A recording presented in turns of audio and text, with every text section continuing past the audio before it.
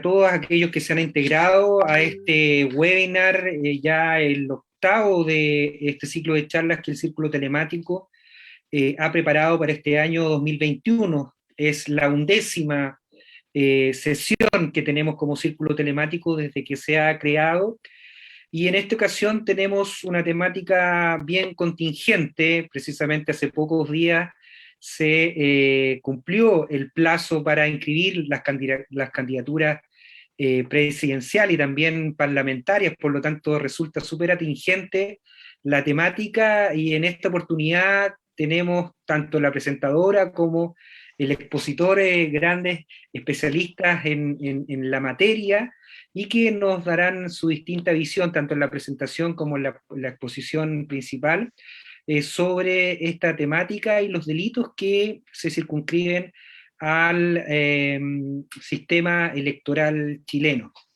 Le damos la bienvenida a todas aquellas personas que nos siguen a través de las plataformas informáticas, tanto del Círculo Telemático de Derecho Penal, como también de nuestro colaborador, el portal jurídico En Estrado, quien está transmitiendo también a través de todas sus plataformas y redes sociales.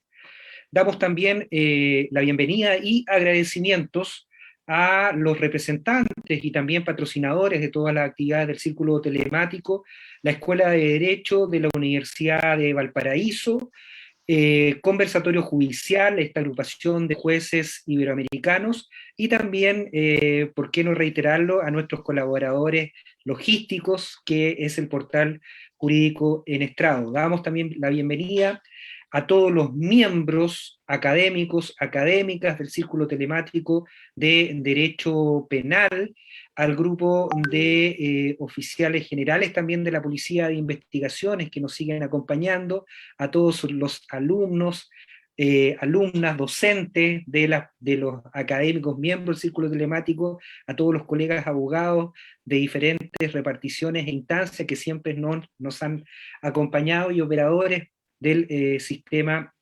procesal de los diferentes países que nos acompañan en estas sesiones.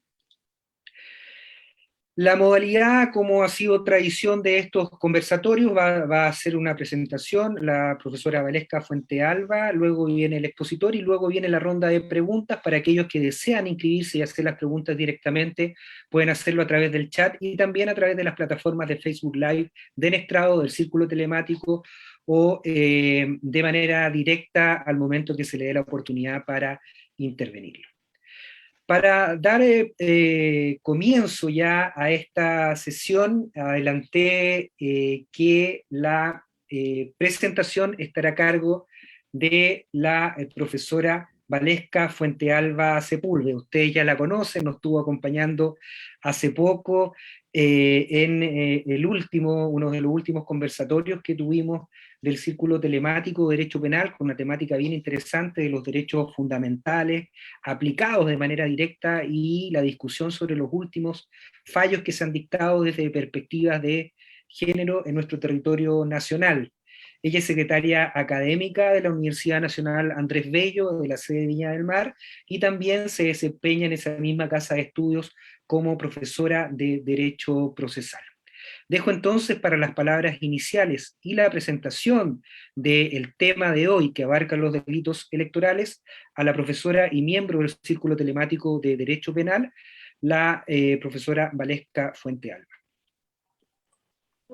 Gracias, Roberto. Hola, buenas tardes a todos. Primero que todo, agradecerte, Roberto, siempre como nuestro director del Círculo Telemático, por todo el ímpetu que le pones a las actividades y por hacernos parte a los miembros del Círculo en cada una de aquellas. Así que agradecerte públicamente, porque quienes somos miembros alcanzamos a ver, o quienes participamos en las actividades del Círculo, alcanzamos a darnos cuenta de toda lo nutrida de la agenda de esta organización. Así que mi agradecimiento. Y efectivamente, el objetivo del día de hoy, o la razón por la que estoy aquí, es simplemente dar una suerte de introducción a un tema que, sobre todo, y ya el día de hoy, resulta o siempre resulta interesante e importante, pero ya al día de hoy, y hace algunos minutos antes de ingresar a esta actividad, veíamos que es absolutamente necesario que estemos imbuidos con respecto a los delitos electorales. Estábamos mencionando antes, y quizás ya lo vieron en la tercera, Bio, etcétera, de una situación, dos situaciones irregulares, pero sobre todo una que resulta particularmente interesante para el día de hoy, este ámbito del derecho penal. Nosotros vamos a estar analizando lo que son los delitos electorales, perdón. En nuestro ordenamiento jurídico y en instrumentos internacionales, ¿no? O circunscrito más bien al ámbito nacional, no tenemos una definición sobre qué será un delito electoral, o un ilícito en ese ámbito. Y quizás tener un concepto pareciera darnos alguna herramienta para poder ingresar a este terreno tan pantanoso y tan poco estudiado por la doctrina, como son los delitos electorales. Cuando uno analiza el sistema o el ordenamiento jurídico internacional, uno encuentra algunos elementos que nos puede permitir tener alguna noción sobre aquello. En particular, hay un instrumento, el Diccionario Electoral del Instituto Interamericano de Derechos Humanos, que fue un órgano creado por la Corte Interamericana de Derechos Humanos, y dentro de este manual u obra se define el delito electoral como aquellas conductas, acciones u omisiones atentatorias contra los principios que han de regir un sistema electoral en un Estado democrático, y que por su propio carácter peculiar son definidas y castigadas por lo general, no en un código penal, sino en la propia ley electoral. Nos plantea estas definiciones del año 1989. Así visto, así descrito este fenómeno, podemos ver en ella algunos elementos que han hecho que el fenómeno en nuestro país sea particularmente problemático. Problemático por varias razones. Como primer punto, lo cierto es que la doctrina no se ha dedicado a analizar en detalle los delitos electorales. La obra más reciente es del año 2018 de Maldonado, un artículo bastante extenso en Joseph Praxis, pero más allá de ese artículo, en los manuales, salvo Echeverry, no se dedican, los autores no dedican páginas a analizar los delitos electorales. En las obras o los artículos científicos que existen en nuestro país son bastante antiguos. Cuando uno mira a otras latitudes, uno ve que hay discrepancia en cuanto a qué es un delito electoral y qué es lo que se protege a través de un delito electoral. Entonces, como primer asunto, desde la doctrina, en nuestro país no tenemos algún elemento que nos permita de buena manera acercarnos a la problemática. Cuando uno analiza también la forma en la que el legislador ha regulado esta clase de criminalidad, tenemos, tal como nos decía la definición, delitos que no están dentro del Código Penal. Pero no solamente no están dentro del código, sino que tenemos una suerte de desorganización o anarquía, o no anarquía, pero desorganización legislativa. Hay una serie de cuerpos normativos en los cuales podríamos encontrar, al menos en sentido amplio, ilícitos que podrían ser entendidos como delitos electorales. En ese sentido, podemos ver al menos 4 normas. La ley 18.700, recientemente modificada, orgánica constitucional sobre votaciones populares y escrutinios. La ley 18.556, también recientemente modificada, orgánica constitucional sobre el sistema de inscripciones electorales y servicio electoral. La 18.603, también orgánica constitucional, pero ahora de partidos políticos. La 19.884, orgánica constitucional sobre transparencia, límite y control del gasto electoral. Estas son algunas de las normas en las cuales uno podría entender que existen delitos electorales. Ahora, cuando uno empieza a adentrarse en la temática, uno puede ver algún elemento que venga a aglutinar a estos diversos ilícitos. Y se planteaba que un elemento que los puede aunar, que los puede unir, podría ser el bien jurídico que hay detrás. Ahora, incluso con esa idea que podríamos todos tener mediano acuerdo sobre aquello, no hay claridad en los autores o dentro de los autores sobre cuál sería el bien jurídico que hay detrás. Como para que podamos decir, bueno, cada vez que hay algo que atente contra aquel interés necesario para una persona o una colectividad, estaremos frente a un delito electoral. Hay quienes plantean que el delito electoral sería simple, o más bien el bien jurídico detrás sería la protección del proceso eleccionario. Así entendido, hay diversos delitos tradicionalmente sancionados y algunos regulados en el Código Penal que podrían afectar a ese interés. Pensemos, por ejemplo, en las falsedades documentales. Entonces, una falsedad documental del Código Penal podría eventualmente ser entendido como un delito electoral cuando se comete dentro de este espacio o dentro de esta actividad. Eh, Hay otros autores que en realidad, y desde otras latitudes, que nos dicen que no serían tanto el proceso eleccionario, el proceso electoral, sino que podrían haber otros bienes jurídicos, perdón, no solamente uno, sino que diversos, como aquí encontramos autores como Orts o como Patiño, sin decirnos con claridad cuál sería ese otro u otros bienes jurídicos. A veces se habla de fidelidad, a veces se habla de corrección, o se habla de algunas características que debiese tener el proceso eleccionario, pero no se nos entrega algún elemento que, como sabemos, podría ser un elemento hermenéutico para comprender de mejor manera las diversas conductas que sanciona el legislador. Pero además, incluso dejando de lado eso, la problemática del bien jurídico, cuando empezamos a analizar los delitos que tradicionalmente podríamos entender como delitos electorales, las modalidades de comisión que existen son tan diversas unas de otras, tan acuciosas en algunos casos, que tampoco nos permiten de buena manera, o al menos de manera sencilla, adentrarnos a la problemática que hay detrás. Y quizás a estas son algunas de las razones por las cuales, desde el punto de vista de derecho procesal, no se ha perseguido de manera tan recurrente a sujetos por eventuales configuraciones de delitos electorales. En el trabajo de Maldonado, que hasta donde tengo presente es la obra en la que, al menos más recientemente, se va a canalizar la materia, el autor nos entrega algunos datos que pudo obtener a través del Ministerio Público, a través de una consulta que realizó, y lo cierto es que cuando él analiza la cantidad de denuncias que han existido y la cantidad de procesos que se han iniciado, las cifras que maneja, la verdad es que son bastante bajas. Y uno podría celebrar en el sentido de que quizás podría ocurrir que la mayoría de las personas no infrinja la norma, las normas mencionadas, y por tanto no es necesario iniciar una investigación penal. Aun cuando, y bueno, y ya el día de hoy con la noticia a la que hacemos referencia, podría seguramente llamarnos la atención que esa fuera la conclusión. Las cifras que nos da Maldonado es que de un total de, ahí estoy buscando, o hace más bien una suerte de distinción.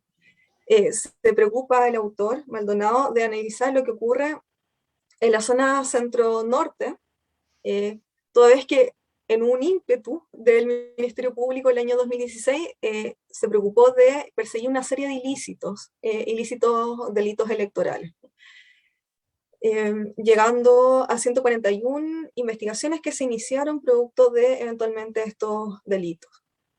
Pero por otro lado, cuando analizamos a nivel nacional, dejando de lado el Ministerio Público en el Centro Norte, la Fiscalía en el Centro Norte, tenemos solamente 367 casos entre el 2016 y entre el 2017, con posterioridad a procesos eleccionarios que permitieron tener nuevas o ver en acción las diversas modificaciones que habían tenido lugar a los cuerpos normativos ya mencionados.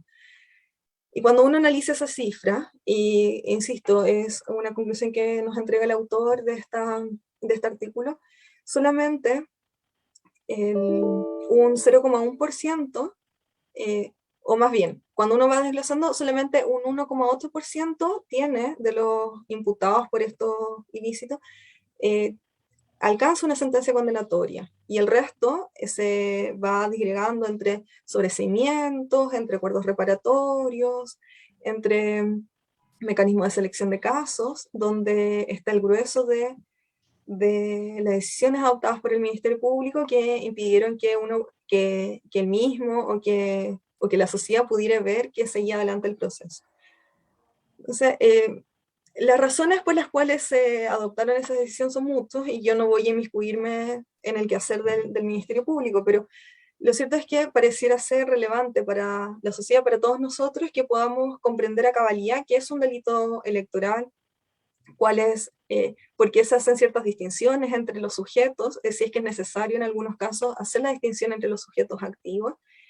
Uno podría pensar que en algunos casos será el disvalor de la acción y del resultado justificará que nos estemos refiriendo simplemente a un sujeto en particular y ese sujeto tenga una pena específica, pero al día de hoy la verdad es que no tenemos claridad sobre aquello.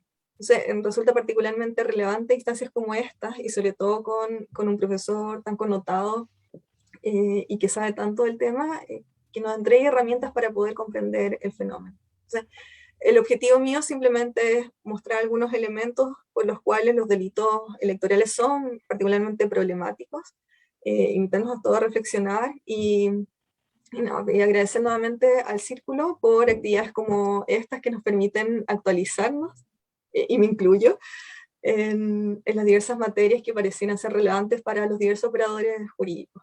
Así que muchas gracias y escuchar al experto. Bien, bueno, muchas gracias, Valesca. Don Roberto, me Sí. gustaría presentarlo como corresponde, Ah, si ya, se bueno, me sí, o sea, permite, porque no te en preocupes, espérate un poquito. realidad, sí, sí, en realidad eh, Valesca hace una brillante exposición e introducción a la temática, nos da esta mirada y perspectiva general de lo que es el tema y precisamente nos ilustra cuál es la materia en la cual nos vamos a entrar con nuestro principal orador y principal expositor en esta ocasión. Para aquellos que no lo conocen, yo lo veo difícil porque en realidad es una eminencia académica el profesor Salim Khanna, tanto así que cuando le comenté a mi señora inmediatamente estaba orgullosa porque había sido su profesor en aquella oportunidad, así que dijo que tenía un brillante e ilustre expositor para el círculo telemático. El profesor, bueno, sin perjuicio que ha sido decano, actualmente está ejerciendo la docencia académico ya de tradición en dos casas de estudio, que es donde ha seguido su amplia trayectoria y carrera, que es la Universidad de Finisterra, donde incluso fue decano de dicha facultad de Derecho, y en la Universidad, la Pontificia Universidad Católica de Chile, donde es profesor del Departamento de Derecho Penal. Además, especialmente, sin perjuicio que concurre en calidad de académico y miembro del círculo telemático, él es subdirector de partidos políticos del Servicio Electoral de Chile, por lo tanto, la visión, la expertise, no solamente académica y el conocimiento que nos va a entregar el día de hoy, proviene de todas estas fuentes y orígenes. Bueno, sin más, voy a dejar al profesor Roberto Salim Khanna, y el título de la ponencia del día de hoy es de la corrupción en los procesos electorales y de los partidos políticos, marco jurídico penal en Chile. Dejo con ustedes Gracias. al profesor y académico don Roberto Salim Khanna. Bueno, muchas gracias, Roberto Tocayo. La verdad es que, en primer lugar, agradecer la invitación del Círculo Telemático. Creo que es una muy buena oportunidad que nos ha proporcionado este escenario de pandemia, el poder, a través de estas plataformas que son magníficas, poder tener estos diálogos que a veces el día a día, la rutina y las actividades propias nos lo impiden, digamos. Yo quería solamente puntualizarte que, bueno, yo fui secretario general de la Universidad de Finisterre durante 13, 14 años. En algún momento fui decano interino, pero justamente en esta semana falleció don Marcos Libedinsky, que fue decano de la facultad y bueno, sentimos mucho su partida, un gran ministro, expresidente de la Corte Suprema, qué sé yo. Y la verdad es que mi llegada, digamos, al servicio electoral el año 2017, a este cargo que tú mencionaste, me permitió conocer delitos que precisamente un poco lo que decía Valesca, no están en el radar de los profesores de Derecho Penal, no los pasamos nosotros en nuestras materias y hay muy poco escrito desarrollado respecto a este tema. La verdad que, como decía Echeverry, tiene un par de páginas, si es que, y el artículo de Francisco Maldonado, que es lo más completo que hay en este minuto sobre el tema. Yo me quiero abocar, porque justamente un poco también por lo que señalaba Valesca, el ámbito de acción de los delitos electorales es tremendamente grande.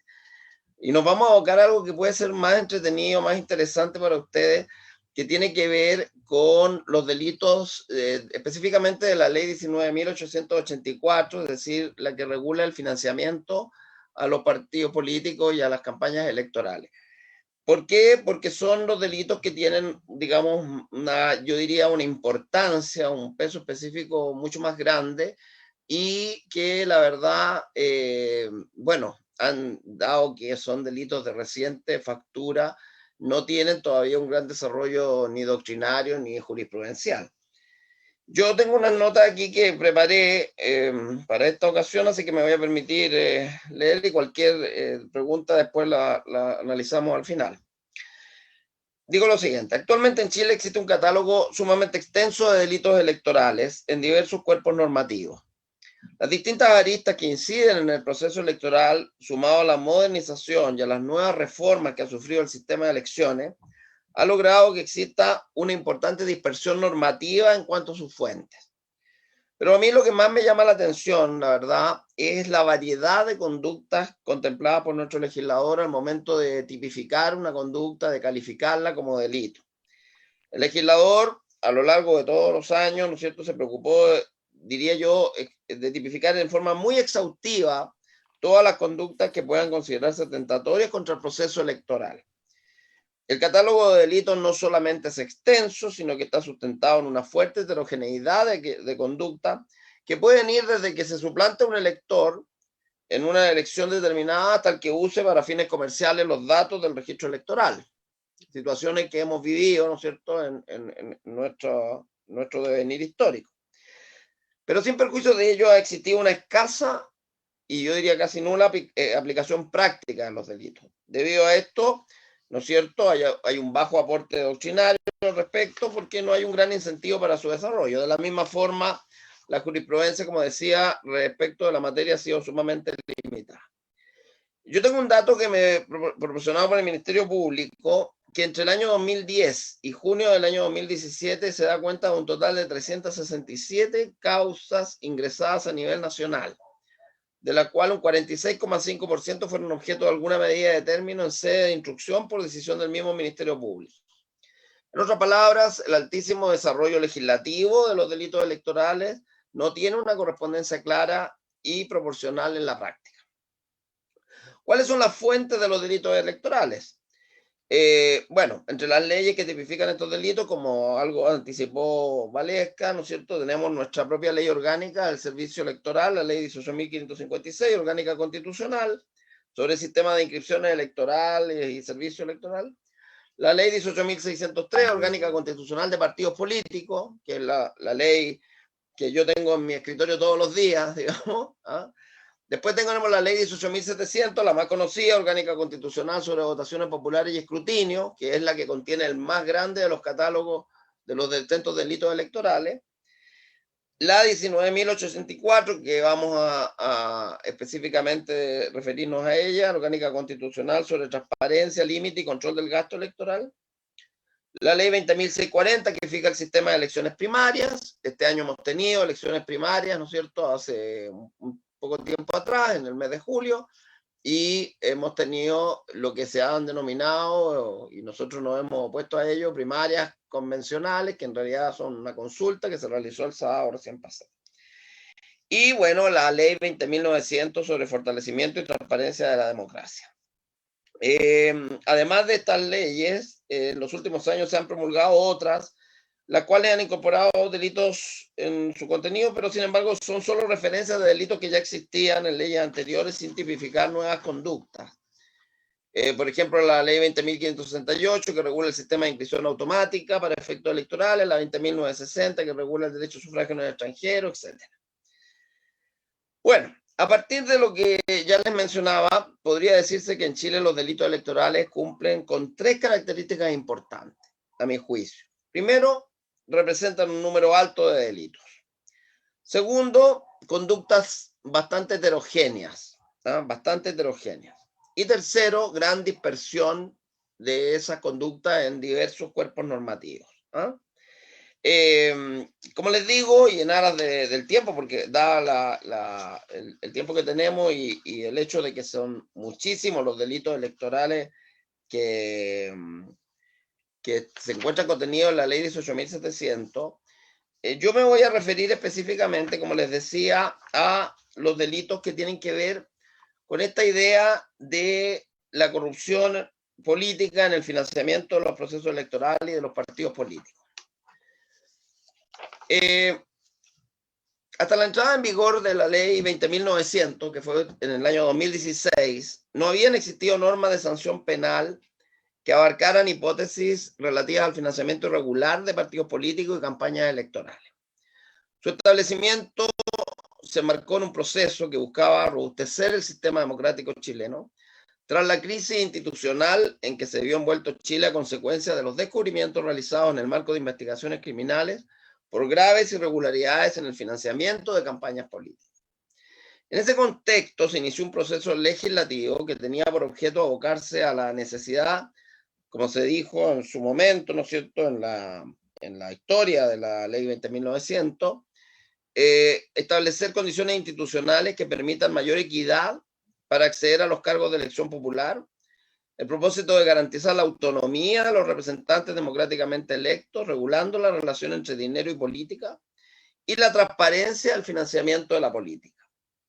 Como resultado de aquello se incorporaron figuras delictivas, ¿cuáles son? Una hipótesis de otorgamiento o obtención de aportes irregulares en exceso de lo permitido o por personas jurídicas a candidaturas y partidos políticos, una hipótesis de ofrecimiento o la solicitud, ¿no es cierto?, de los aportes, una hipótesis de fraude de subvenciones por desviación de los fines respecto al financiamiento público, y finalmente otra de presentación de información falsa en la rendición de cuentas ante el servicio electoral. Nos vamos a referir en detalle entonces respecto de estos delitos. Yo después les voy a hacer participar de un power que tengo ahí, pero quisiera hacer algunas consideraciones previas. En las 2 últimas décadas, Chile ha experimentado importantes avances en la regulación del financiamiento de la actividad política.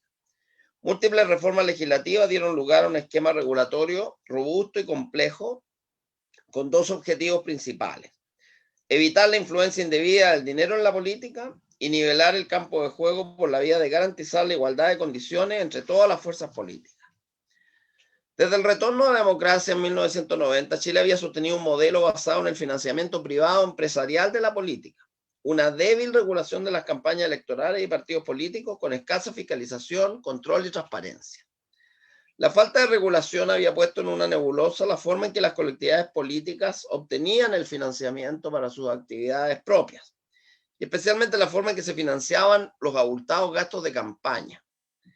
Bajo este escenario, la ley 19.884 de 2003 creó en Chile un sistema de financiamiento electoral mixto con un aporte fiscal significativo y con un mecanismo para los aportes privados. Al contemplar financiamiento fiscal y sujetar reglas al aporte privado, el país dio un paso relevante en materia de regulación de la competencia electoral. Sin embargo, la experiencia práctica demostró que dicho avance no estuvo acompañado de una capacidad efectiva para fiscalizar, perseguir y sancionar el incumplimiento de las reglas que se dictaron. Límite a los gastos, periodos de campaña y origen de los fondos fueron algunas de las áreas donde las reglas fueron vulneradas. En estas condiciones, en abril de 2016 se promulga la ley 20.900 para el fortalecimiento y transparencia de la democracia. Dicha normativa introdujo una serie de medidas destinadas a mejorar la regulación del financiamiento de la política. Redujo en un 50% el límite del gasto electoral permitido para cada candidatura. Aumentó el financiamiento público de campañas, estableció normas para su desarrollo e introdujo por primera vez una forma de financiamiento público permanente de los partidos políticos. Todo con el objetivo de lograr una mayor equidad en la política. Asimismo, prohibió los aportes de personas jurídicas a campañas y partidos, rebajó los montos máximos que pueden aportar las personas naturales y eliminó los aportes anónimos y reservados, todo con el fin de reducir los conflictos de interés y dependencia de los dineros privados. Por su parte, la ley 20.915, también de 2016, fortaleció el carácter público y democrático de los partidos políticos, introduciendo cambios profundos a su regulación. Entre las principales modificaciones se encuentra la modernización del procedimiento de constitución de nuevos partidos y el establecimiento de normas de democracia interna y deberes de transparencia, esto último enfocado en prevenir conflictos de interés, corrupción y tráfico de influencias. En este contexto, el financiamiento público permanente a los partidos políticos representó un esfuerzo fiscal sustancial, realizado con el fin de promover la pluralidad política, el desarrollo de proyectos e instituciones sólidas y asegurar la igualdad de oportunidades a todo el espectro de fuerzas políticas. Bueno, yo mientras pongo la presentación, no sé si aquí tengo que poner compartir pantalla, me decías, ¿no? Dame un segundo. ¿Dónde estamos aquí? En Share. Acá está. Bien, acá estamos compartiendo la pantalla. Yo quisiera, a propósito, antes de entrar en esto, comentarles que precisamente el Servicio Electoral, a raíz de estas leyes de 2016, la 20.900 y la 20.915, sufrió un cambio estructural tremendamente importante. Es decir, de ser un organismo dedicado a organizar elecciones, organizar procesos eleccionarios fundamentalmente, y así era reconocido y es reconocido, creó dos subdirecciones. Una que es la subdirección de control del gasto y la propaganda electoral, y la otra la subdirección de partidos políticos. Así que, bueno, yo estoy trabajando ahí gracias a estas leyes, entonces, como les decía, porque la 20.915 obligó, en el fondo, le entregó esta tarea al CERVEL, y antes el CERVEL, en el 2013, había logrado la autonomía constitucional, por lo tanto, de alguna manera, digamos, garantizaba o da garantía de que se puede realizar este control a través de este organismo. Yo les voy a mostrar un poco para que ustedes vean ahí. No sé si lo ven bien. ¿Se ve bien, profesor? Sí. ¿Se ve bien? Ya. Bueno, el régimen de financiamiento a la actividad política en Chile distingue entre la regulación aplicable a lo que es la actividad regular de los partidos de aquella aplicable como consecuencia de los actos eleccionarios. Esta primera cosa es muy importante, porque hay mucha gente, incluso periodistas, qué sé yo, que confunden lo que es el financiamiento permanente a los partidos políticos, el aporte trimestral, que está justamente a cargo de la subdirección de partidos políticos, tiene 4 aportes trimestrales los partidos, en el mes de enero, en el mes de abril, en el mes de julio y en el mes de octubre, que se establece en función de una serie de parámetros, básicamente un 20% en relación con las regiones en que los partidos están constituidos, ¿no es cierto? Y si los partidos están constituidos a nivel nacional, reciben como si tuvieran una región adicional. Hoy día tenemos 16 regiones, por lo tanto los partidos nacionales se les considera como si tuvieran 17 regiones. Eso es un 20% del aporte. Y el 80% del aporte se corresponde con la representación parlamentaria que tengan los partidos políticos. ¿Ah? Entonces, un partido político, en la medida que tenga más representación parlamentaria, tiene, por cierto, mayor aporte. Hoy día, para darles algún dato, hay partidos que reciben del orden de los, no sé, 300 millones, y hay partidos que reciben 12 millones, porque no tienen representación parlamentaria. Un poco ahí está Tiene que ver también con que con esto financian toda la operación del partido y si están a nivel nacional, evidentemente que requieren de mayor financiamiento. Bueno, así, entonces, por financiamiento regular debe comprenderse todo aquello aporte en favor de los partidos políticos destinados a la atención de sus gastos de funcionamiento y sus actividades propias, sin consideración a los aportes recibidos para los gastos electorales. Por su parte, como por financiamiento electoral, debemos entender toda contribución en dinero o estimable en dinero que se efectúe a un candidato o partido político destinado al financiamiento de campañas electorales. ¿Cuáles son las principales características del régimen de financiamiento de ambas actividades? Como les digo, aquí en este cuadro, que ustedes lo tienen ahí a la vista, desde el punto de vista del régimen, el financiamiento de los partidos políticos es un sistema mixto, Los partidos políticos solo pueden recibir aportes del Estado a través de este aporte trimestral que yo les mencionaba y de personas naturales. En materia de campañas, ya estoy refiriéndome a la ley 19.864, tenemos un sistema mixto que los candidatos y los partidos solo pueden recibir aportes del Estado y de personas naturales. O sea, en definitiva, en esto es muy similar. ¿Cuáles son los límites de los aportes privados? En materia de partidos políticos, el aporte máximo en dinero que cada persona natural puede efectuar a partidos políticos anualmente son de 300 UF para los no afiliados y 500 UF para los afiliados a ellos. En el caso de la campaña, ninguna persona puede aportar en una misma elección de un mismo candidato las siguientes sumas. En alcalde, concejales, un 10% del límite del gasto electoral, consejero regional, 250 UF, diputado, senador y gobernador, 315 UF, y presidente de la República, 1.500 UF.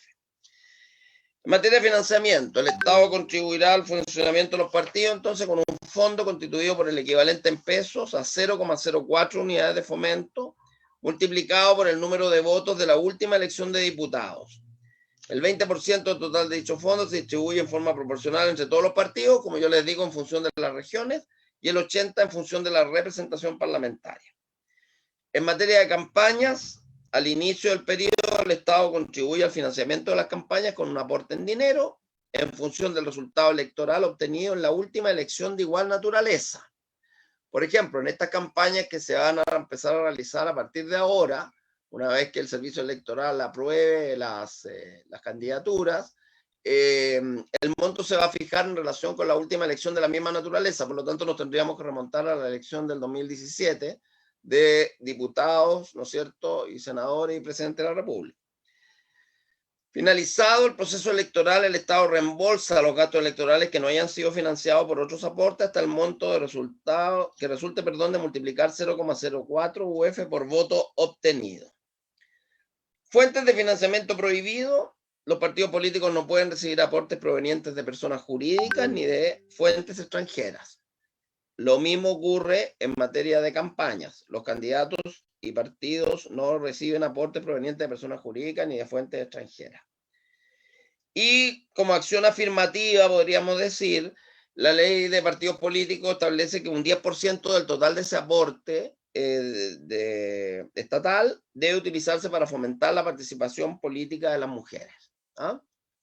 En el caso de la ley de 19.864 sobre financiamiento, la acción afirmativa es que para las elecciones parlamentarias de 2017, 2021, 2025 y 2029, las candidatas a senadoras y diputadas tendrán derecho a un reembolso adicional de sus gastos electorales de cargo fiscal de 0,01 OF por cada voto obtenido. Y para estas mismas elecciones parlamentarias, en el caso de las mujeres candidatas a diputadas y a senadoras que hayan sido proclamadas electas, los partidos políticos a los que pertenezcan tendrán derecho a un monto de 500 UF por cada una de ellas. Eso es un poco el régimen actual de financiamiento de los partidos políticos, así como de las campañas electorales. ¿Ya? Yo aquí me voy a saltar un poco, que una serie de datos menores, pero vamos a entrar derechamente a las sanciones al financiamiento irregular de la política. La falta de sanciones penales para prácticas de financiamiento irregular de casos anteriores a la entrada en vigor de la ley 20.900 llevó al Ministerio Público a intentar solucionar dichos vacíos de punibilidad utilizando tipos penales de corrupción clásicas, en especial el delito de cohecho de los artículos 248 y siguientes del Código Penal.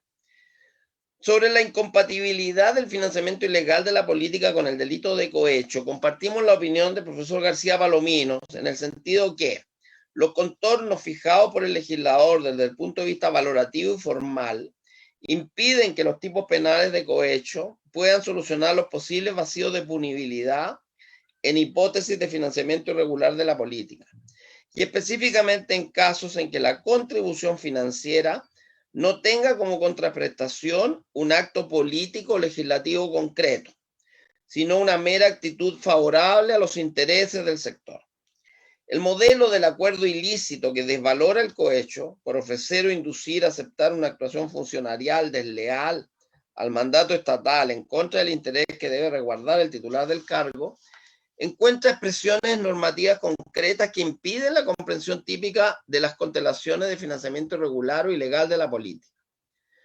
Ante este escenario, la ley 20.900 optó por una criminalización autónoma orientada a protección de bienes jurídicos como la confianza, credibilidad e integridad del sistema electoral y de los mecanismos de financiamiento de la política. A partir de ahí, que la regulación se identifica en forma característica en una pluralidad de modalidades o formas de comisión atados a valores como la integridad, probidad, honestidad del proceso político.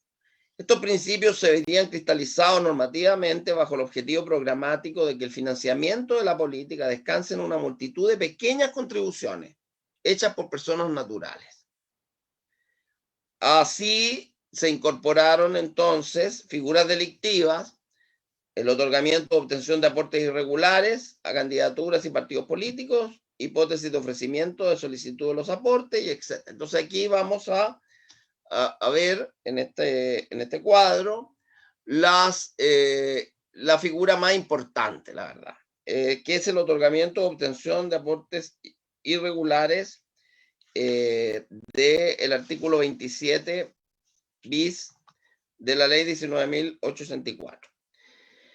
¿Qué dice el artículo 27 bis, inciso primero? Dice, el que otorgue u obtenga aportes para candidaturas o partidos políticos de aquellos regulados por esta ley y por la ley 18.603, cuyo monto excediere en un 40% lo permitido por la ley, sea de manera individual o en el conjunto de los aportes permitidos, será castigado con presidio menor en sus grados mínimo a medio y multa equivalente al triple de lo otorgado u obtenido.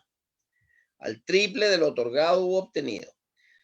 La disposición antecitada tipifica lo que la doctrina nacional ha denominado obtención indebida de aportes electorales. No consideramos apropiado circunscribir su denominación exclusivamente a lo electoral, en el sentido que su aplicación se extiende también a los aportes destinados a las actividades regulares de los partidos políticos. Como se menciona, ustedes ven los aportes de la ley 18.603, que es la ley que regula los partidos políticos. Así que no es correcto referirse solamente a que esa aplicación se haga durante las campañas. De acuerdo con la literatura especializada, y en este caso el artículo de Falguera y Oman, el nivel correcto de limitación a las donaciones depende de los objetivos políticos que intenta alcanzar la regulación y del éxito que tengan los partidos políticos y los candidatos en la obtención de los fondos necesarios a través de fuentes que no sean las grandes donaciones. De este modo, el bien jurídico protegido por el delito se centra en limitar la influencia excesiva que los donantes pueden ejercer en un partido político, en un candidato o en el proceso político en su conjunto. En cuanto al sujeto activo, compartimos la opinión de Angélica Torres Figueroa en el sentido de que se trata de un delito común, por lo que cualquier persona que otorgue o obtenga aportes indebidos podrá ser sancionado, no requiriéndose para su comisión algún cargo o calidad especial. Respecto a los verbos rectores, estos son otorgar u obtener, lo que denota el carácter de delito de resultado del tipo en cuestión. Es decir, no basta en este tipo la mera solicitud o ofrecimiento del aporte para que se concrete el riesgo jurídico penalmente relevante, siendo condición de este que se haya materializado, cualquiera sea la forma. Tratándose de la naturaleza del aporte, la realización material del hecho dependerá de que el monto sea un 40% superior de lo permitido por la ley. En esa medida será un aporte indebido. En los demás casos, hipótesis de exceso inferior, las sanciones de carácter administrativo, de conformidad al artículo 29 de la ley 19.884. Ello se justifica en la necesidad de determinar una pena proporcional a la magnitud del ilícito cometido, generando una frontera que puede estimarse al menos algo arbitraria entre una norma penal y una infracción administrativa.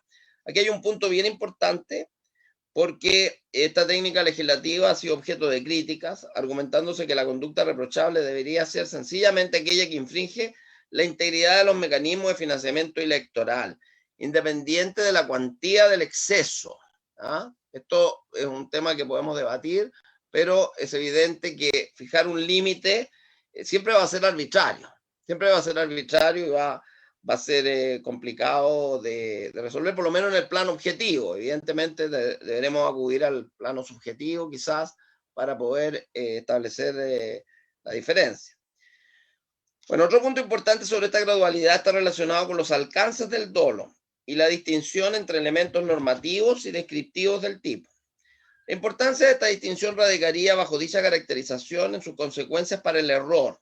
En el caso de que el error recayera sobre un elemento descriptivo del tipo, se estaría ante un error de tipo de hecho, cuya apreciación resultará del todo más fácil para el jugador, ya que dependerá de la representación de los hechos de acuerdo con la percepción sensorial.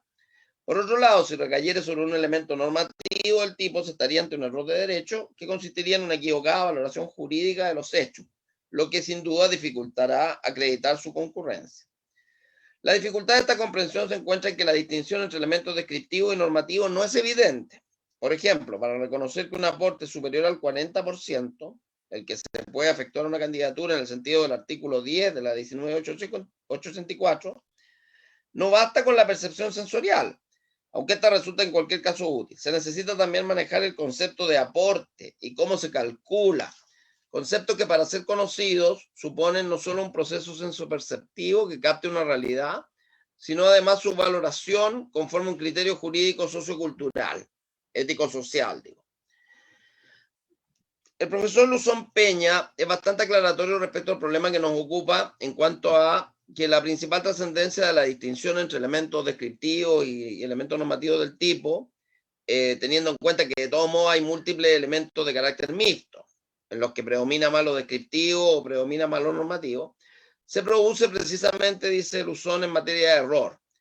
Pues para el conocimiento de los elementos descriptivos, bueno, repito un poco lo que yo les mencionaba, basta la percepción sensorial o el entendimiento lógico, mientras que para el conocimiento de los elementos normativos es preciso la percepción de las circunstancias o el sustrato fáctico, la comprensión de su sentido, significado, conforme a las normas que lo definen. Pese a todo, la doctrina mayoritaria entiende que para el dolo basta con un conocimiento aproximado de su significado normativo, utilizando la conocida fórmula de Metzger para el error de derecho, sea sobre la antijuricidad o sobre la significación de los elementos normativos, cuál es una valoración paralela en la esfera del profano. De modo que solo habrá error sobre los elementos normativos como error de tipo cuando el sujeto ni siquiera haya tenido esa conciencia aproximativa y propia del profano sobre el significado de un elemento. Por último, en cuanto a la naturaleza del aporte, tradicionalmente se ha concebido exclusivamente para reprimir el financiamiento privado excesivo. ¿Ah? Esta construcción ontológica de las limitaciones a las donaciones políticas se centra en limitar la influencia de particulares en el proceso político en su conjunto. Conforme a ello, la hipótesis de obtención de aportes públicos indebidos para campañas o partidos se sancionarán de acuerdo con las normas generales. La segunda figura es el otorgamiento o obtención de aportes irregulares a través de personas jurídicas. El 27 bis, inciso segundo, establece que tratándose de aportes otorgados o obtenidos por o de una persona jurídica con infracción a lo que dispone el artículo 26, se impondrá la pena señalada en el inciso anterior, sin importar el monto del aporte, aplicándose lo dispuesto en el inciso segundo del 58 del Código Procesal Penal.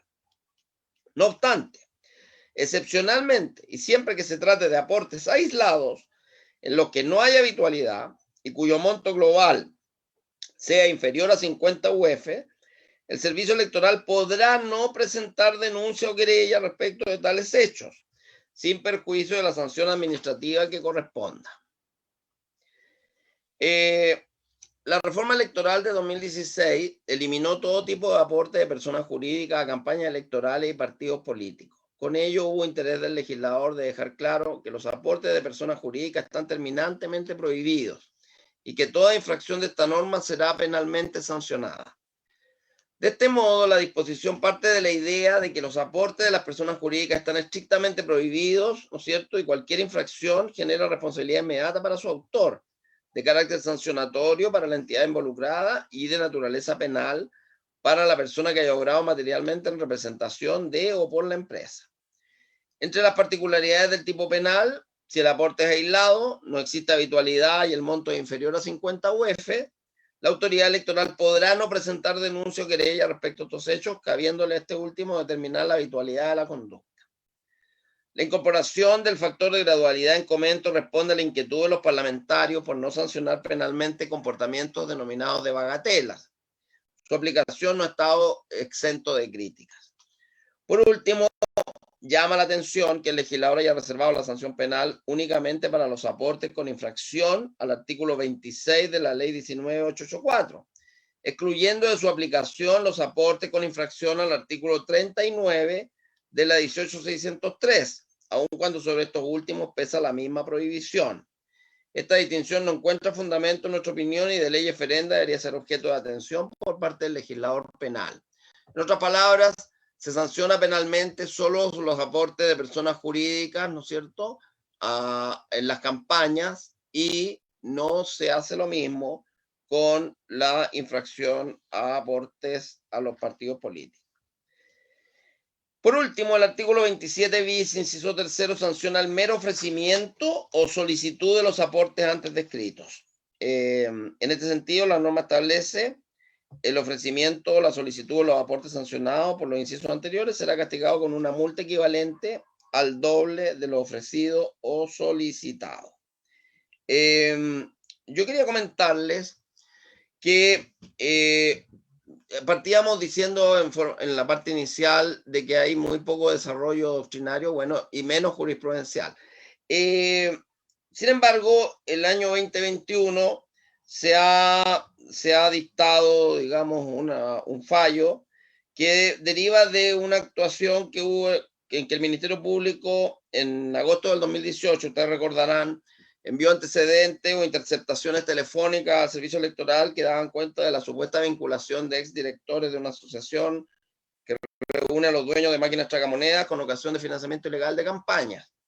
Lo que buscaba el Ministerio Público era que el CERVEL presentara una denuncia. Luego de realizar su propia investigación, el CERVEL concluyó que no obstante la existencia de relaciones comerciales entre algunos de los sujetos participantes de los diálogos y algunas de las candidaturas individualizadas, dichas prestaciones no representan servicios inverosímiles para una campaña electoral promedio, por lo que los antecedentes que conforman el expediente de rendición de cuentas y los aportados por la Fiscalía no es posible corregir su falsedad o simulación. El hecho, bueno, desató en su momento críticas al organismo, pero en todo caso se presentó una denuncia que ha tenido, bueno, un fallo en un procedimiento abreviado, me da la sensación, que sería el único fallo condenatorio, pero que tiene que ver, salió el 16 de junio de 2021 por el Cuarto Juzgado de Garantía de Santiago, en que se condenó a varias personas pero por el tipo penal, específicamente en este caso, del artículo 30 de la ley 19.864, que tiene que ver con la actuación del administrador electoral. O sea, tenemos un fallo que sanciona al administrador electoral en la figura del artículo 30, que yo se los voy a leer, de la ley 19.884. Dame un segundito.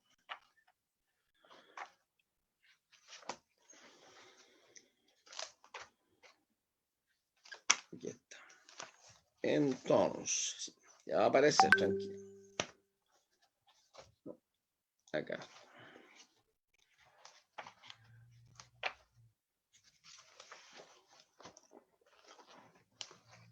Es típico esto que cuando no se me salió el...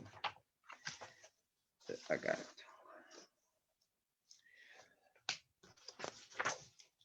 El artículo 30 de la ley 19.864, perdón, el 31 digo, el administrador electoral, el administrador general electoral o el administrador general de fondos de un partido político que a sabiendas en sus rendiciones de cuenta al servicio electoral proporciona antecedentes falsos o certifique hechos falsos será sancionado con la pena de presidio menor en su grado máximo. Es decir, hay un fallo ya, por lo menos respecto de estos delitos que consagra la ley 19.884. Y, bueno, en estos días hemos visto el caso de don Marco Enríquez Ominami, en que se ha absuelto a don Marco Enríquez, pero se ha sancionado al administrador electoral, y bueno, ese fallo va a salir creo que el 20 y tantos de septiembre, o sea, todavía no sabemos el contenido del fallo. Habrá que esperar esa información. Bien, para ir concluyendo, en el derecho penal se pueden visualizar, grosso modo, dos formas de entender el concepto de bien jurídico. Aquí nos vamos a referir un poco a lo que planteaba Valesca al inicio de la conferencia. O seguir la tesis de quienes sostienen que se trata de un objeto que la ley penal protege a través de las descripciones que llamamos tipos penales, y por lo tanto son creados por la ley penal, o al menos se desprenden de ella. Y luego la tesis más moderna que apunta que el bien jurídico es preexistente a la norma penal y no depende para su existencia del reconocimiento jurídico, sino que por el contrario es algo valioso para el buen desempeño de la persona en sociedad y de esta en su conjunto, que es el bien jurídico quien demanda protección a través de las normas, en particular de las normas penales. La esfera de protección constituye un límite muy importante al jus puniendi, puesto que solo deberán tipificarse conductas que afecten a bienes jurídicos individuales o sociales y que su desprotección suponga un riesgo para los fines ya planteados. Al contrario sensu, también esta concepción permite despenalizar conductas que carecen de tal fundamento y de ley eferenda crear tipos penales para bienes jurídicos que permanezcan desprotegidos. Así entendido el bien jurídico a tutelar, existen variadas opciones para intentar en el variopinto universo de delitos electorales uniformar estos en función de aquel que puede ser uno o varios. Se ha señalado en nuestra doctrina que tras la protección del proceso electoral subyace la idea de defensa de la soberanía popular. Luego se ha mencionado el propio derecho a sufragio como el bien jurídico a defender, al menos de una parte de los tipos penales agrupados bajo el rótulo de los delitos electorales.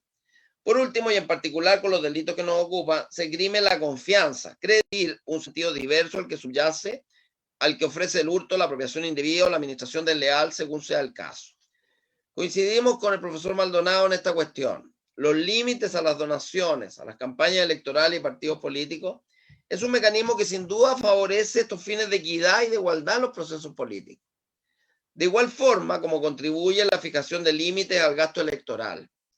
Ambas instituciones gozan de gran aceptación, pues sin duda alejan el fantasma de los aportes privados y la independencia con que deben ejercer los cargos quienes han triunfado en la contienda electoral. Permite objetivizar el aporte y también admitir en la campaña la formulación de planteamientos que no tienen respaldo o no suscitan el interés económico para quienes pueden verse expuestos a ella. Lo que resulta deseable para el legislador chileno es que el financiamiento de la política solo resulte de la sumatoria de pequeños aportes de personas naturales. Esto se desprende de una simple lectura de la Ley 19.884. Por lo mismo, solo se considera ilícito los aportes individuales desmedidos. A modo de conclusión, una respuesta adecuada a este fenómeno exige considerar su potencialidad lesiva en toda su extensión.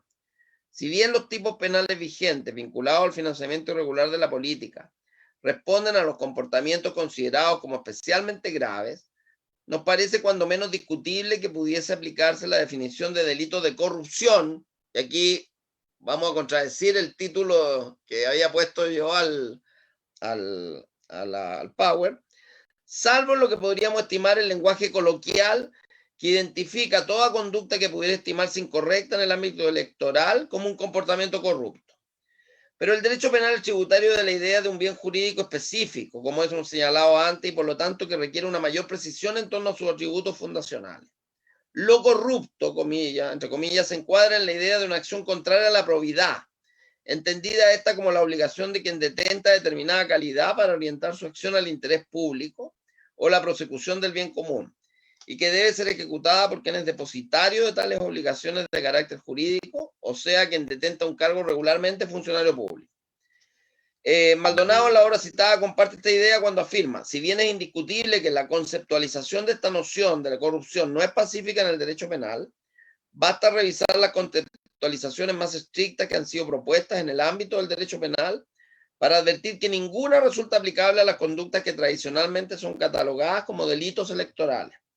En efecto, la comprensión más tradicional adscribe dicha calificación en torno a la idea de probidad, identificando el acto corrupto con el abuso funcionario y con diversas modalidades asociadas a la idea de deslealtad en el ejercicio de la correspondiente función, lo que la presupone.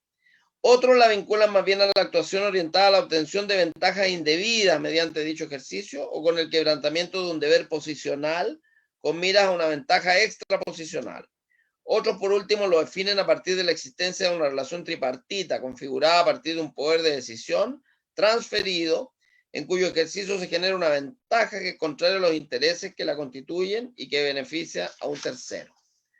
Se podrá advertir que todas estas definiciones suponen cuando menos la existencia de una relación de representación o de poder constituido, continúa Maldonado, lo que confirma su inaplicabilidad sobre conductas que operan precisamente en un ámbito previo a su propia configuración, en este caso del poder político. Con ello se debe descartar la idea de que su interpretación como actos de corrupción pueda brindar utilidad u ofrecer implicancias concretas en la formulación o interpretación de este tipo de figuras delictivas. Eso sería básicamente un poco el tema que yo les quería plantear hoy, en que creo que es importante que se conozcan estos tipos penales, particularmente el que ustedes tienen ahí en la pantalla, porque es el más importante, el que tiene más relevancia, el que tiene sanciones más graves. Y evidentemente todavía seguimos en la búsqueda entonces de un bien jurídico protegido que responda estrictamente a lo que el tipo penal establece, sea que consideramos que los bienes jurídicos son preexistentes al tipo penal o sea que consideremos que el tipo penal es finalmente el que determina el bien jurídico protegido. Eso sería por mi parte. Muchas gracias por la invitación, Roberto, Valesca. Y bueno, iniciemos el conversatorio.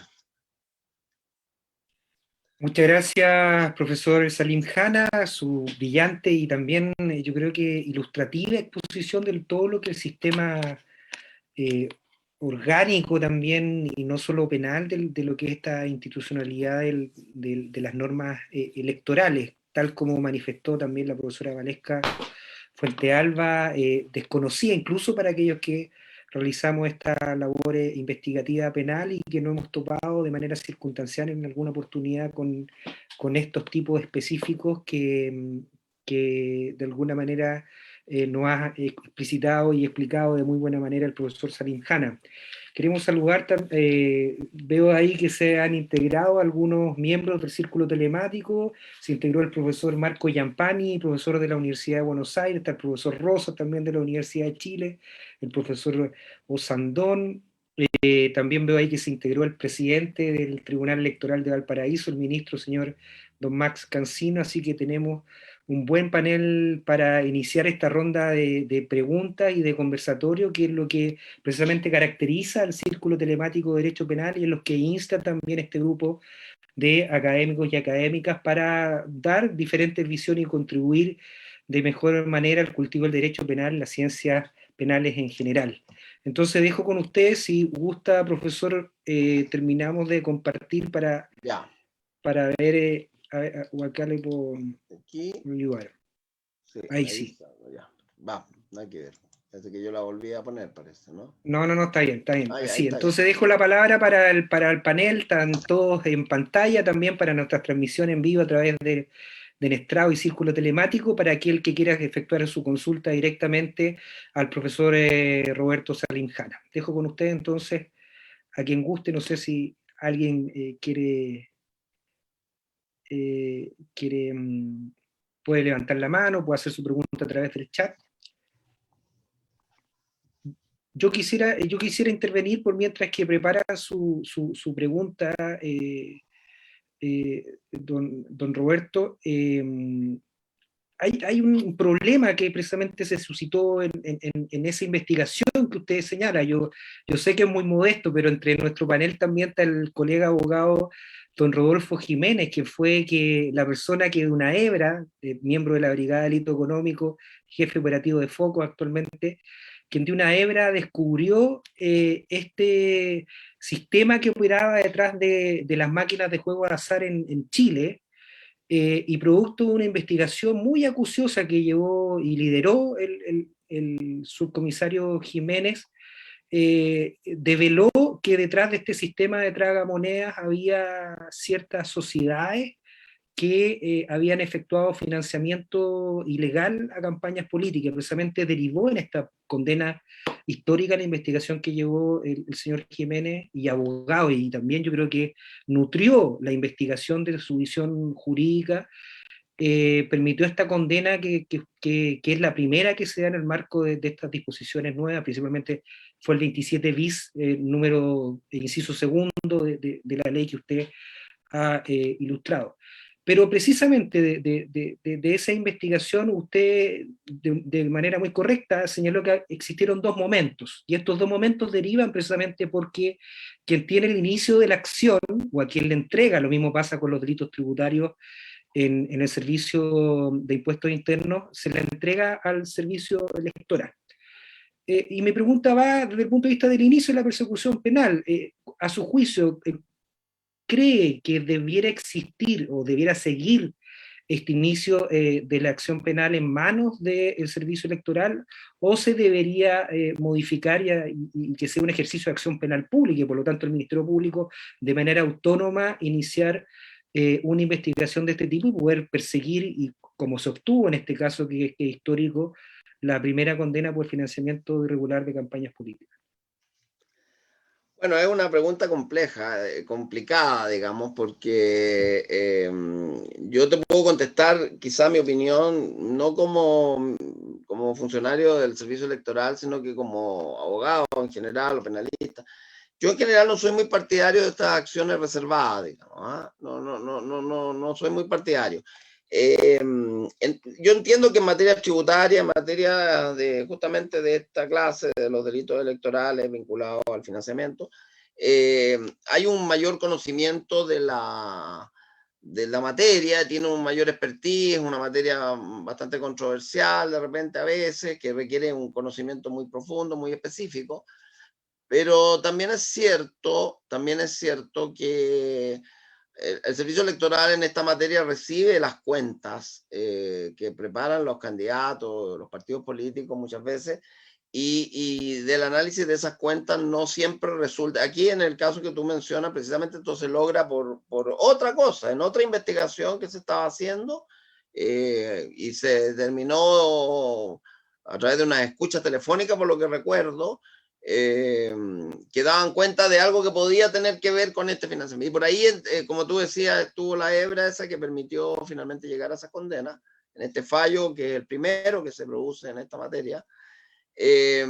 Por lo tanto, quizás es una buena demostración de que habría que repensar un poco esto. ¿Ah? Eso es lo que te podría decir por ahora. ¿Ah? Muchas gracias por su respuesta. Doña Valesca también levantó la mano, así que le damos la palabra para que efectúe su pregunta. Gracias, Roberto. A ver, ay.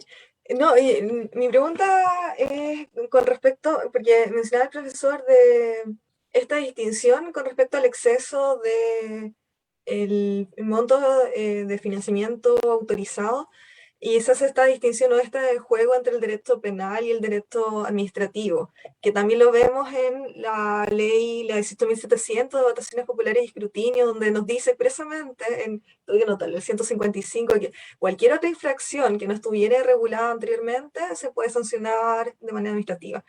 Entonces, mis preguntas son dos, y aprovechando al experto también. La primera es si es que desde el derecho administrativo sancionador hay algunos criterios que nos permitan aplicarlo a esta clase de criminalidad, pero ya en sede penal, que puedan permitir dotar de contenido algunos de los tipos penales de los delitos electorales en sentido amplio, como primera cosa, y como una segunda una segunda sentido la pregunta, ¿no sería más conveniente, quizás no en el caso de financiamiento y de los delitos que hoy nos narraba, pero en otras clases de ilícitos no sería más conveniente quizás que fuera el derecho administrativo el que simplemente regulara todo, más que hacer fronteras a veces artificiales sobre qué es derecho penal y qué es derecho administrativo? Estaba aprovechando que hay estudiantes también de... Sí. para que Bueno, puedan ir yo, viendo estas nociones. Valesca, yo soy un gran defensor del derecho penal como última ratio, digamos. Entonces yo creo que efectivamente las normas penales, digamos, la herramienta del derecho penal hay que reservarla para aquellos comportamientos más graves, ¿no? Para aquellos comportamientos que realmente pongan en serio riesgo el bien jurídico protegido, en este caso, que va a depender del tipo de delito de que se trate, ¿no es cierto? Ya sea la pureza del acto electoral, el derecho a sufragio o la equidad, o igualdad de condiciones, igualdad de trato en las campañas o respecto a los partidos políticos. Así que yo comparto la idea tuya, yo creo que habría que llevar más hacia el derecho administrativo sancionador que tanto la herramienta penal para muchas de las figuras que hoy día se tipifican como delitos. Nosotros en Chile teníamos esa idea antiguamente, y la mayoría de los delitos electorales son de antigua data, de que todo era delito y que todo había que sancionarlo por la vía de los tipos penales. Y nos encontramos con que a veces es mucho más eficiente el derecho administrativo sancionador, tiene mayor agilidad quizás, para sancionar este tipo de comportamientos. Gracias. Muchas gracias, Valesca. Gracias, profesor. Levantó la mano doña Patricia Lazo. Si gusta, puede activar su micrófono y la imagen si gusta. No, es que me cambié el nombre, disculpe. Ahí está mejor. Ahora es Cristóbal Fernández. Don Cristóbal, tienen la palabra. Es en relación, o sea, la pregunta va en relación al bien jurídico protegido que se discutía antes, que era la probidad. Yo tenía una pregunta, si bien coincido con que existe, digamos, cierta, digamos, con que no es un cargo político constituido porque son candidatos y no detentan precisamente poder, digamos, poder político en ese sentido, no existirá alguna consideración especial en vista a que no solo son personas individuales, sino que detrás hay digamos, entes intermedios, partidos políticos, y de hecho muchas veces también operadores de campañas políticas, ¿verdad? Asesores que muchas veces fungen, digamos, como chivo expiatorio del político que recibe el financiamiento de la campaña. ¿No hay una consideración especial en vista a que parecen ser parte de una organización más grande que ellos mismos? Sí, claro, sin lugar a dudas que no son comportamientos exclusivamente individuales. Yo creo que el problema está en que los delitos contra la probidad tienen esta particularidad, porque la probidad, a pesar de que digamos, como expectativa, lo ideal es que todos los seres humanos seamos probos, sin embargo, la probidad se le exige fundamentalmente a los funcionarios públicos y está muy ligada a la actuación de los funcionarios públicos.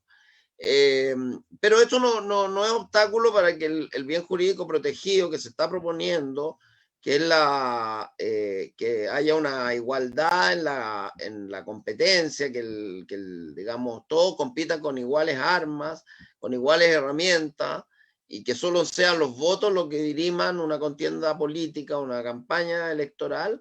A mí me parece que sí, que podemos explorar la idea de establecer un bien jurídico que se acerque mucho más a esta realidad. Muchas gracias. No sé, alguien, no veo más manos levantadas, no sé, don Rodolfo ahí está moviendo, no sé si quiere hacer alguna pregunta también al... Bueno, agradecer la exposición del profesor, bastante ilustrativa.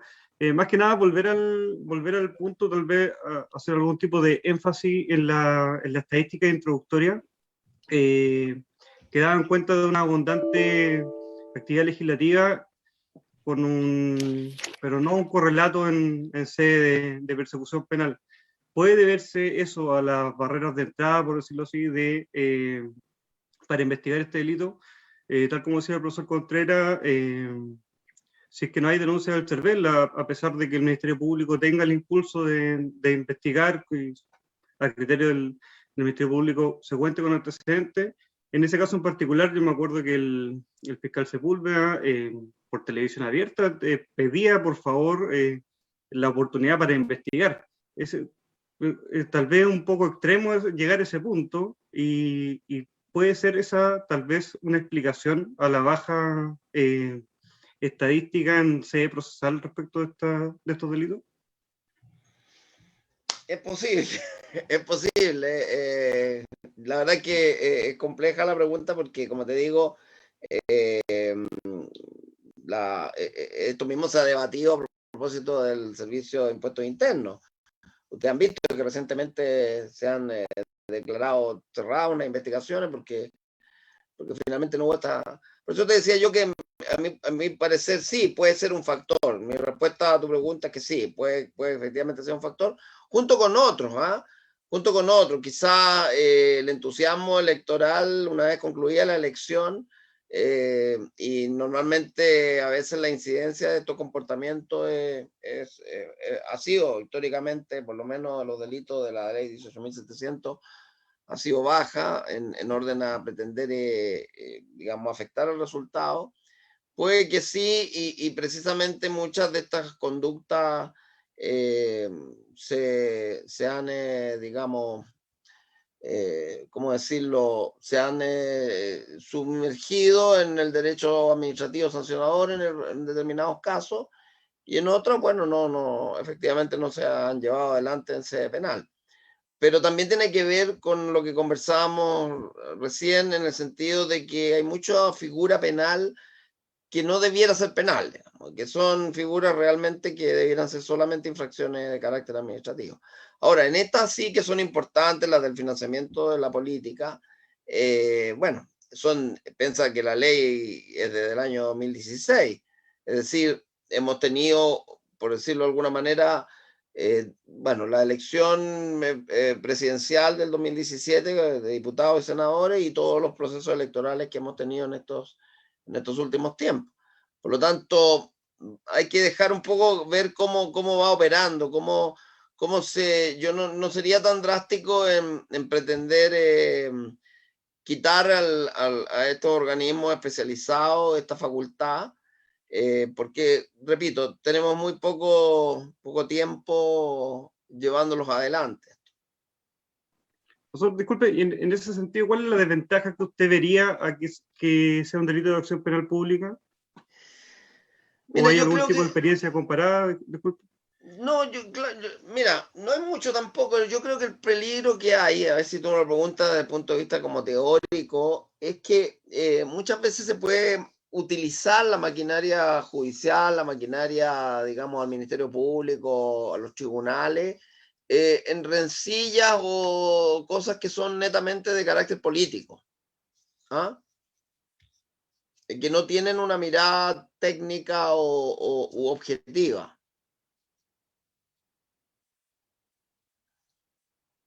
Perfecto, muchas gracias, profesor. Porque como tú sabes que las elecciones son una competencia entre distintos actores, digamos, ¿ah? Claro. Eso puede generar algún tipo de problema, en mi opinión. Perfecto, muchas gracias, profesor. Muchas gracias, don Rodolfo, muchas gracias por la respuesta, profesor Salim Jana. Solo hacer mención nos saluda y también felicita al expositor, la directora de Conversatorios Judiciales, esta agrupación de jueces iberoamericanos, doña Vania Butó, la magistrada acá de jueza de garantía de Santiago. Manda muchos saludos a todos los miembros del Círculo Telemático, a los que están siguiéndonos por nuestras redes sociales, y en especial al profesor don Roberto Salim Jana. Entonces, si no hay más preguntas, damos por finalizado entonces este ciclo, esta conversación que llevamos a cabo el día de hoy. Saludamos a aquellas personas que están siguiendo también las transmisiones a través de las distintas redes sociales del Círculo Telemático y de nuestros colaboradores del portal jurídico en Estrado. Quisiera dejar también invitados a todas aquellas personas que nos están siguiendo en esta ocasión a través de Zoom y también de nuestras plataformas informáticas al próximo conversatorio y webinar que tiene preparado el Círculo Telemático para ustedes. Es el día 30 de septiembre a las 19 horas. La temática es política criminal y reformas, y estará a cargo del profesor Enrique Aldunate Esquivel con el tema política criminal, emergencias discursivas, populismo punitivo, una mirada introspectiva a las reformas penales del siglo XXI, y del profesor de Derecho Constitucional, don Francisco Zúñiga Urbina, con el tema política y reformas. Damos los agradecimientos en primer lugar, a nuestra presentadora, la secretaria académica de la Universidad Andrés Bello, sede de Viña del Mar, doña Valesca Fuentealba, que nos acompaña siempre de público, de expositora y en esta oportunidad de presentadora. Agradecemos también su introducción al tema, y al expositor principal, al profesor Roberto Salim Jana, con su brillante ponencia que nos ha ilustrado de este sistema punitivo que tienen las leyes electorales, y esta visión también en relación a lo que estamos viviendo, un proceso electoral importante que puede y va de la mano con también un cambio a nuestra Carta Fundamental. Agradecemos a todas las personas, académicos, autoridades, a colegas, abogados y estudiantes que nos han acompañado en esta oportunidad, y los dejamos invitados para las próximas actividades. Muchas gracias, muy buenas noches y nos vemos en nuestro próximo conversatorio. Gracias. Hasta luego, hasta luego. Hasta luego.